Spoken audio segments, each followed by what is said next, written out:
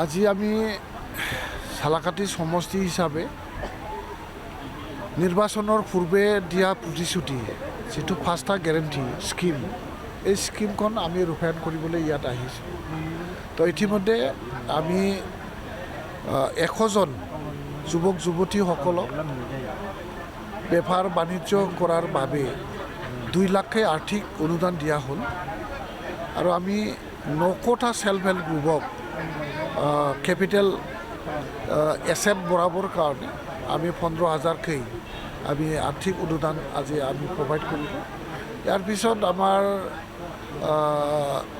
যিটো গৰীব দুখীয়া কিবা না কিবা কাম কৰি খোৱা ঠাক ঠুককৈ নিজৰ সংসাৰ চলাই থকা ব্যক্তিসকললৈ আমি 10,000কৈ যিটো IBS এই IBSটো আমি 1,250 জনক আমি আজি আৰ্থিক অনুদান প্ৰদান কৰিব আৰু আজি আমি প্ৰায় 25-30টাকৈ আমাৰ যিসকল ঘৰ সাজিবৰ কাৰণে মাটি নাছিল বা লেণ্ডলেছ আমাৰ সমষ্টিবাসী ৰাইজক আমি আজি লেণ্ড পাট্টা প্ৰদান কৰিব। ঘৰ সাজি থাকিবৰ কাৰণে নিজৰ নামত এতিয়া মাটি এডোখৰ আছে বুলি ক'ব পৰা এটা সুবিধা আমি কৰাই দিলোঁ। ইয়াৰ পিছত আমি যিটো ছিনিয়ৰ চিটিজেন তেখেতসকলকো নাই কমেও আমি 100 জনক আমি 10,000কৈ আমি চেক প্ৰদান কৰিলোঁ আৰু স্পেচিয়েল কেটেগৰী যিসকল অংগনৱাড়ী তেখেতসকলকো আমি 100জনমান স্পেচিয়েল কেটেগৰী আমি আৰ্থিক অনুদান আমি প্ৰভাইড কৰিলোঁ। ইয়াৰ জৰিয়তে আমাৰ অৰ্থনৈতিকভাৱে যিটো স্বাৱলম্বী হোৱাৰ যি এটা প্ৰচেষ্টা নিশ্চয় স্বাৱলম্বী হ'ব।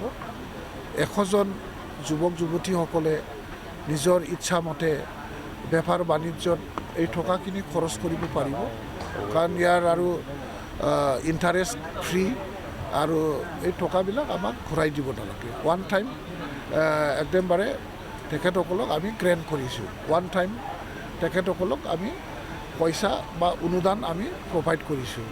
সেল্ফ হেল্প গ্ৰুপবিলাকেও নিশ্চয় কেপিটেল বঢ়াই ল'ব পাৰিব। ৱাৰ্কিং কেপিটেল হিচাপে তেখেতসকলৰো নিশ্চয় 15,000কৈ এতিয়া চবৰে ৱাৰ্কিং কেপিটেল বাঢ়িব আৰু তেখেতসকলে স্বাৱলম্বী আছে, স্বাৱলম্বী বা বেপাৰ বাণিজ্য কৰি আছে। তেওঁলোকে নিজৰ যিটো সেল্ফ হেল্প গ্ৰুপ এই সেল্ফ হেল্প গ্ৰুপৰ জৰিয়তে নিশ্চয় কিবা না কিবা কাম কৰি আছে। ইয়াত আকৌ 15,000 কেপিটেল বঢ়োৱা মানে বহুত আৰ্থিকভাৱে সহায় বুলি মই ভাবোঁ।